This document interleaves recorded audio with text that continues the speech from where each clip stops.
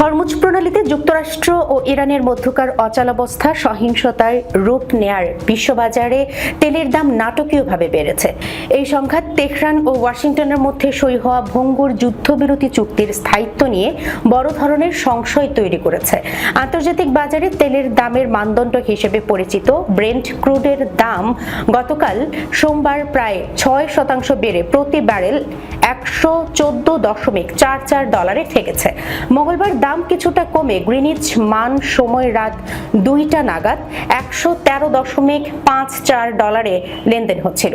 বাজার বিশ্লেষকেরা বলছেন, সংযুক্ত আরব আমিরাতে ক্ষেপণাস্ত্র ও ড্রোন হামলা এবং হরমুজ প্রণালীতে মার্কিন বাহিনীর হামলায় ইরানের দ্রুতগামী সামরিক নৌযান ডুবে যাওয়ার ঘটনায় নতুন করে যুদ্ধের আশঙ্কা তৈরি হয়েছে।